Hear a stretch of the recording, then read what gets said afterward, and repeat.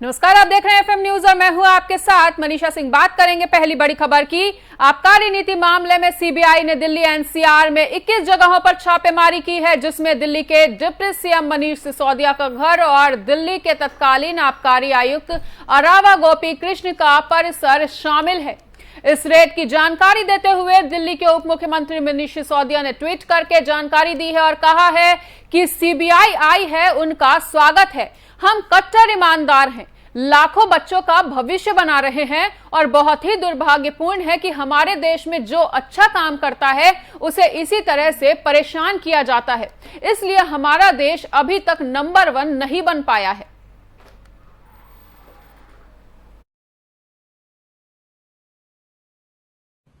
भ्रष्टाचारी जितना मर्जी ईमानदारी का चोला पहन ले, वह भ्रष्टाचारी ही रहता है।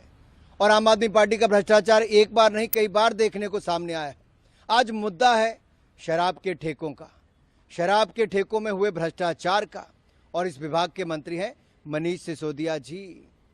जिस दिन सीबीआई को जांच दी उसी दिन शराब नीति को वापस लिया। अगर शराब नीति में कोई घोटाला नहीं था तो उसको वापस क्यों लिया? क्योंकि शराब के ठेकों में भ्रष्टाचार हुआ। शराब के ठेकों में दिल्ली में भयंकर भ्रष्टाचार हुआ। अरविंद केजरीवाल और मनीष सिसोदिया की सांठगांठ सामने आई, इसीलिए शराब नीति को वापस लिया। सीबीआई और जांच की डर अरविंद केजरीवाल जी को मजबूर करती है ट्वीट करने पर कि ये शिक्षा नहीं, ये शराब की बात हो रही है और आम आदमी पार्टी के शराब के ठेकों में हुए भ्रष्टाचार की बात हो रही है। जनता को मूर्ख न समझें, राष्ट्र के नाम अपना संदेश देना बंद करें। और मैं एक बात कहना चाहता हूं, आपके पहले मंत्री सत्येंद्र जैन जब जेल गए भ्रष्टाचार में, आपने तब भी उनको बर्खास्त नहीं किया। वो कहते हैं उनकी याददाश्त चले गई। आशा करता हूं एक्साइज मंत्री एक्सक्यूज मंत्री तो बन गए हैं, का काम कर रही है। एक आखिरी सवाल है, इसके तार कहाँ तक आपको लगता है कि जुड़े होंगे? हाँ, इसके तार जो मैंने बताया कि लिकर माफिया जो है वो अपना तेलंगाना से भी इसके तार जुड़े हुए हैं। और इन्होंने कौन सा होटल बुक कराया हुआ था, वहाँ पे कौन सा स्वीट बुक कराया हुआ था, वहाँ पे कब कब मनीष सिसोदिया गए, कौन कौन से रेस्टोरेंट में रात को वो जाके कहाँ कहाँ पे डील करते थे, किन किन लोगों से डील करते थे। इसमें एक दो आदमी नहीं है, इसमें प्राइवेट प्लेयर्स भी लगभग मैं समझता हूँ 10-15 लोग हैं और इसमें सरकारी लोग भी हैं और इसमें मनीष सिसोदिया भी खुद हैं। अब क्योंकि ये जो विभाग है ये मनीष सिसोदिया के पास है, तो अरविंद केजरीवाल जी ने अपने पास कोई विभाग ही नहीं रखा, उन्होंने सारे विभाग अपने मंत्रियों को दे दिए। तो जो भी भ्रष्टाचार हो रहे हैं उनके आरोप सीधा मंत्रियों पे लग रहे हैं। अगर यही विभाग, वित्त विभाग, अगर मनीष सिसोदिया के पास, अरविंद केजरीवाल के पास होता तो आज वो जेल जाते। मनीष सिसोदिया के यहाँ सीबीआई का छापा पड़ा है। शराब के ठेकों के नाम पर दिल्ली की जनता के करोड़ों रुपए की लूट का मामला है। और न केवल शराब माफिया से सांठगांठ करके पैसे लूटे, बल्कि दिल्ली में जगह जगह ठेके खुलवा दिए। दिल्ली के न जाने कितने परिवारों को बर्बादी के रास्ते पर धकेल दिया। सत्येंद्र जैन का घोटाला, करप्शन ऑलरेडी खुल चुका है, चार्जशीट हो चुकी है, वो गिरफ्तार हैं। और अब अगला नंबर मनीष सिसोदिया का है। केजरीवाल सरकार देश की सबसे भ्रष्ट सरकार है। लगभग पिछले 6 सालों से हम केजरीवाल सरकार के भ्रष्टाचार के खिलाफ लड़ाई लड़ रहे हैं और ये लड़ाई में दिल्ली की जनता की, हम लोगों की विजय निश्चित है। इन सारे भ्रष्टाचारों के, घोटालों के पीछे जो मास्टरमाइंड है, दिल्ली की मुख्यमंत्री की कुर्सी पर बैठे हुए अरविंद केजरीवाल, आंदोलन के समय बोलते थे कि मंत्री पर केस दर्ज होते ही इस्तीफा होना चाहिए, लेकिन उनके मंत्री गिरफ्तार हो रहे हैं, चार्जशीट हो रहे हैं, छापे पड़ रहे हैं, घोटाले खुल रहे हैं, लेकिन मंत्रियों को कुर्सी से चिपकाकर बैठे हैं। इससे ये साबित होता है कि ये घोटाले खाली मंत्रियों ने नहीं करे हैं, इन घोटालों के पीछे दिल्ली के मुख्यमंत्री अरविंद केजरीवाल खुद शामिल हैं। और दिल्ली की जनता इन भ्रष्टाचारियों के खिलाफ अपनी लड़ाई को पूरे जोर शोर से लड़ रही है। दिल्ली की जनता अपने आप को बेचारा दिखाने के लिए उन्होंने कई बातें करी हैं। भारतीय जनता पार्टी एक सवाल पूछती है, कुछ ऐसी ही बातें जब सत्येंद्र जैन गिरफ्तार हुए थे यही बातें करी थी कि हमने बहुत अच्छा काम किया इसलिए हमें परेशान किया जा रहा है। आज कोर्ट के ऑर्डर की वजह से, हमारा कोई ईडी या सीबीआई के ऑर्डर की वजह से नहीं, कोर्ट के ऑर्डर की वजह से 3 महीने से वो जेल के अंदर है। तो अगर आपने कुछ नहीं किया तो आप घबरा क्यों रहे हैं? अपने आप को बेचारा दिखाने की कोशिश मत करिए मनीष जी। ये जो बेचारा पॉलिटिक्स है ना, ये अब खत्म हो चुकी है, लोग समझ चुके हैं। आपने अगर गलत किया है तो आप बचेंगे नहीं, और आपने कुछ नहीं किया तो आप क्लीन आ जाएंगे। ये मोदी जी की सरकार है, यहाँ गलत किया जाता है तो आप बचने वाले नहीं हैं, लेकिन आपने कुछ नहीं किया तो कोई एजेंसी आपको बाल भी बाका नहीं कर सकती। इसलिए घबराइए मत, सीबीआई को आप आने दीजिए, और जो आपके खिलाफ जो सबूत है उसका जवाब दीजिए। सवाल तो इसी चीज का है कि आप भ्रष्टाचार करें, आप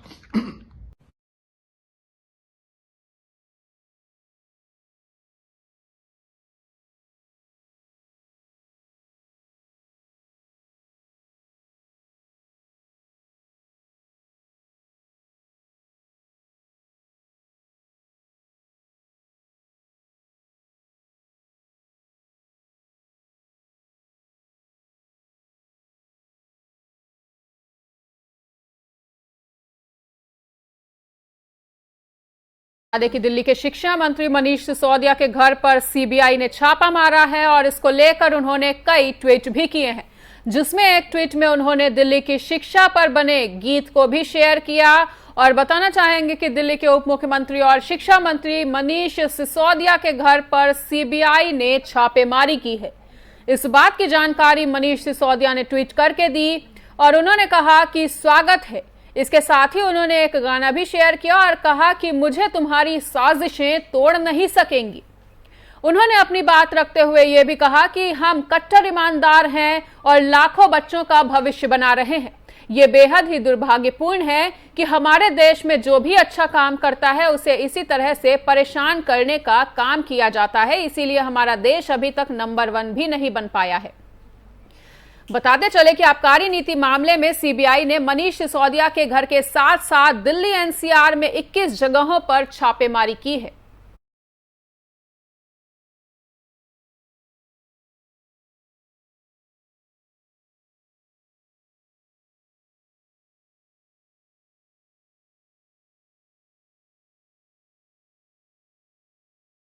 हमारे सहयोगी जुड़ने जा रहे हैं, कुलदीप हमारे साथ। तो कुलदीप, सीबीआई की बड़ी कार्रवाई होती हुई नजर आई है मनीष सिसोदिया पर, तो मौके से अभी तक क्या कुछ अपडेट मिल पा रहा है आपको?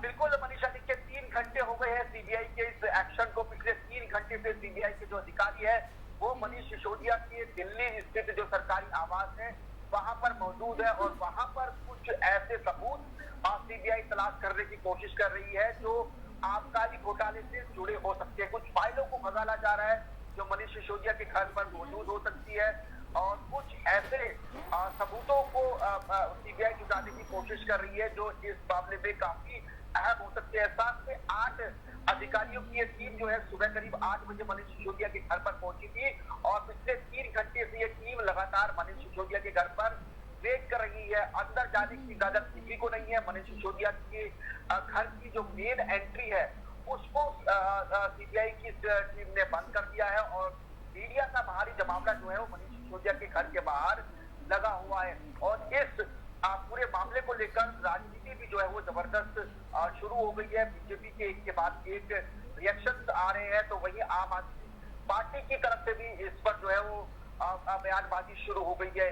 बिल्कुल, पार्टी के नेता भी जो है वो एक के बाद एक इस पर बयान दे रहे हैं। खुद मनीष सिसोदिया ने ही अपने यहाँ जो सीबीआई की रेड पड़ी थी उसकी जानकारी ट्वीट कर सुबह दी थी, और उन्होंने ये अपने ट्वीट में कहा कि सीबीआई का स्वागत है और वो सीबीआई को सहयोग करने के लिए तैयार है। लेकिन आम आदमी पार्टी इस कार्रवाई पर सवाल खड़े कर रही है और ये कह रही है कि दिल्ली सरकार जो शिक्षा के क्षेत्र में अच्छे काम कर रही है, उन्हीं कामों से परेशान होकर केंद्र सरकार जो है वो सीबीआई का इस्तेमाल कर आम आदमी पार्टी की सरकार को डराने की कोशिश कर रही है। खुद मुख्यमंत्री अरविंद केजरीवाल का भी इस रेड पर ट्वीट आया है, और उन्होंने भी ये कहा है कि दिल्ली सरकार जो है वो शिक्षा के क्षेत्र में और स्वास्थ्य के क्षेत्र में बेहतरीन काम कर रही है, और केंद्र सरकार जो है वो उनके कामों से घबराई हुई है। और मनीष सिसोदिया जांच में सहयोग करने के साथ साथ ये भी कह रहे हैं कि जो साजिशें उनके खिलाफ की जा रही है वो साजिशें उनको तोड़ नहीं सकती। तो पूरा का पूरा जो ये मामला है, अब ये मामला लगातार तूल पकड़ता जा रहा है। और क्यों सीबीआई की रेड पड़ी है मनीषा, मैं इसके बारे में भी थोड़ा सा ब्रीफ कर दूं दर्शकों को। दरअसल दिल्ली सरकार एक नई आबकारी नीति लेकर आई थी करीब 8-9 महीने पहले। जी। और उसी नई आबकारी नीति में जो है शिकायत की गई थी भारतीय जनता पार्टी के नेताओं की तरफ से कि इस नई आबकारी नीति में जो है वो बड़ा भ्रष्टाचार हुआ है। और उसके बाद एलजी ने इस पूरे मामले की सीबीआई जांच के आदेश दिए थे। और उसके बाद सीबीआई ने इस मामले में एक एफआईआर दर्ज की और एफआईआर दर्ज करने के बाद सीबीआई ने इस मामले में जांच अपनी शुरू कर दी। और उसी कड़ी में आज सीबीआई ने जो है मनीष सिसोदिया के घर पर रेड मारी। और मनीष सिसोदिया के घर पर रेड मारने के साथ साथ कुल 21 जगहों पर जो है वो सीबीआई की रेड अभी चल रही है। और जो दिल्ली सरकार के उस वक्त के आबकारी कमिश्नर थे उनके घर पर भी सीबीआई जो है वो रेड कर रही है। और कुल मिलाकर जो जानकारी हमारे पास है 11 अधिकारियों के घर पर जो है वो सीबीआई की ये छापेमारी चल रही है। 7 राज्यों में जो है वो सीबीआई की रेड जो है वो की जा रही है। तो जिस तरीके से ये रेड की गई है उससे मनीष सिसोदिया की जो मुश्किलें हैं वो बढ़ती हुई नजर आ रही है। और साफ लग रहा है कि मनीष सिसोदिया के साथ साथ दिल्ली सरकार के लिए भी जो ये आबकारी नीति है ये मुसीबत की आबकारी नीति साबित हो रही है और सरकार के लिए ये गले की फांस बन गई है। जी बिल्कुल। और कुलदीप, क्या ये भी कहा जा सकता है कि सत्येंद्र जैन के बाद अब क्या मनीष सिसोदिया की भी गिरफ्तारी संभव है इस पूरे मामले में? बिल्कुल, देखिए ऐसा अंदेशा जो है वो जताया जा सकता है क्योंकि सीबीआई ने जिस तरीके से इस मामले में एक्शन लेना शुरू किया है और इस मामले में एलजी ने जिस तरीके से सीबीआई जांच के आदेश दिए थे उसके बाद एलजी ने भी इस मामले में बड़ा एक्शन लिया था। करीब 7-8 दिन पहले उन्होंने इसी नीति से जुड़े हुए 7 से 8 अधिकारियों को सस्पेंड कर दिया था। और उसके बाद ये दूसरा बड़ा एक्शन जो है वो सीबीआई की तरफ से जो है वो किया जा रहा है। और एफआईआर दर्ज करने से पहले बताया ये जा रहा है कि सीबीआई ने पूरे मामले को काफी गहराई से स्टडी किया था। और स्टडी करने के बाद ही इस मामले में जो है वो एफआईआर दर्ज की गई। और एफआईआर में 3 से 4 अधिकारियों के नाम शामिल है जो उस वक्त एक्साइज डिपार्टमेंट में शामिल थे, जिनकी भूमिका थी इस पॉलिसी को इम्प्लीमेंट करने की, इस पॉलिसी को बनाने में। तो ऐसे में न सिर्फ मनीष सिसोदिया के लिए मुश्किलें बढ़ रही है बल्कि जिन दिल्ली सरकार के अधिकारियों ने इस एक्साइज पॉलिसी को लागू करवाया था, बनवाया था, उनकी भी मुश्किलें जो है वो बढ़ती हुई नजर आ रही है। और रही गिरफ्तारी की बात, तो गिरफ्तारी को लेकर अभी चीजें स्पष्ट नहीं है, लेकिन इस बात से इनकार नहीं किया जा सकता कि मनीष सिसोदिया की गिरफ्तारी इस मामले में नहीं होगी।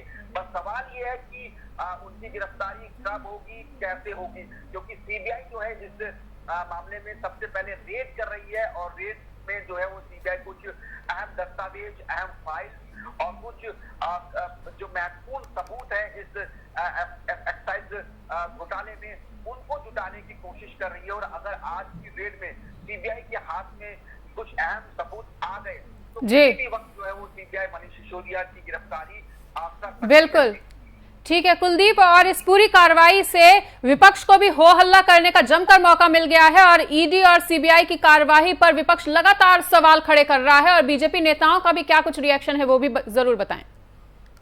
बिल्कुल, देखिए भारतीय जनता पार्टी पहले दिन से एक्साइज पॉलिसी का विरोध कर रही है। जब से ये पॉलिसी आई है तब से ही भारतीय जनता पार्टी ने सड़कों पर उतरकर जो है इस आबकारी नीति का विरोध किया। और न सिर्फ सड़कों पर उतरी बल्कि कानूनी रूप से भी भारतीय जनता पार्टी ने जो है वो इस आबकारी नीति के खिलाफ जो है वो शिकायत दर्ज कराई थी। और भारतीय जनता पार्टी के नेताओं की शिकायत के बाद ही दिल्ली के उपराज्यपाल दिनेश सक्सेना ने जो है वो बड़ा फैसला किया था और इस पूरे मामले की सीबीआई जांच के आदेश दिए थे। और भारतीय जनता पार्टी जब मनीष सिसोदिया पर सीबीआई रेड पड़ी है तो उसके बाद इस मामले में और भी ज्यादा अटैकिंग नजर आ रही है। भारतीय जनता पार्टी के नेताओं के साथ साथ केंद्रीय मंत्री अनुराग ठाकुर का भी बयान आया है और उन्होंने ये कहा है कि भले ही अरविंद केजरीवाल या फिर उनके मंत्री खुद को साफ बताने की कोशिश करें, क्योंकि जो मनीष सिसोदिया ने आज ट्वीट किया है उस ट्वीट में उन्होंने अपने आप को कट्टर